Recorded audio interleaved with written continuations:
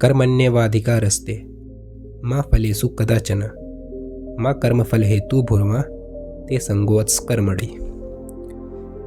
दोस्तों, इस श्लोक का अर्थ सीधा समझे तो वो है कि कर्म करो मगर फल की चिंता मत करो। अब आप लोग सोचते होंगे कि ये कैसी फालतू बात है, मतलब हम खेती करें मगर फसल की इच्छा ही ना रखें तो फिर हमारे कर्म करने का मतलब ही क्या हुआ, हमारे खेती करने का मतलब ही क्या हुआ जब हम उससे फसल की आशा ही ना रखें। देखिए, टेंशन मत लीजिए, आपको आसान भाषा में समझाता हूँ। देखिए, हमें हमेशा कहा जाता है कि कर्म करो मगर फल की चिंता मत करो, मगर इसे पूरी व्याख्या करके हमें कभी समझाया ही नहीं जाता है और हम इसे बड़ों की बात समझकर मान तो लेते हैं, पर मन में एक सवाल रह जाता है कि आखिर मैं कर्म करूं मगर फल की चिंता क्यों ना करूं, फल में तो मेरा हक बनता है। तो देखिए, मान लीजिए आप रोज़ाना मंदिर जाते हैं। अब एक दिन आपकी मम्मी ने कहा आज मैं कचौड़ी बना रही हूँ। तुमने सुन तो लिया, अब तुम नहा धोकर तैयार हुए और मंदिर चले गए।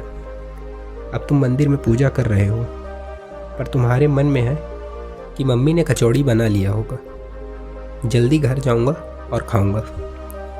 अब जब तुम पूजा कर रहे थे तो तुम्हारा मन कहाँ था? जवाब है कचौड़ी में। तो जब तुम्हारा मन पहले से कहीं और था, इसका मतलब तुम्हारा मन तो पूजा में लगा ही नहीं। जब तुम्हारा मन ही पूजा में नहीं लगा, इसका मतलब तुमने अपना कर्म ठीक तरीके से किया ही नहीं। तो जब तुमने अपना कर्म ठीक तरीके से किया ही नहीं तो फिर तुम्हें उससे फल मिलने की आशा ही क्यों?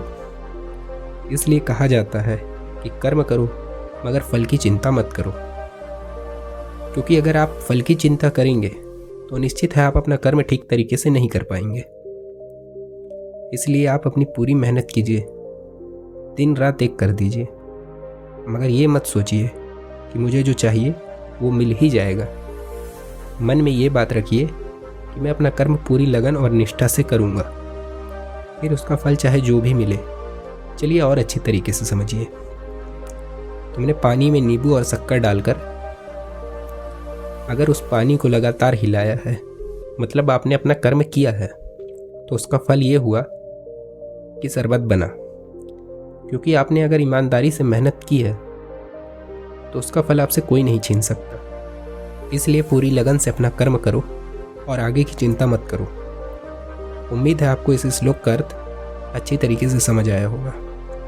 तो मिलते हैं नेक्स्ट वीडियो में। अगर वीडियो अच्छी लगी हो तो चैनल को सब्सक्राइब कर लीजिएगा। तब तक के लिए जय श्री कृष्ण।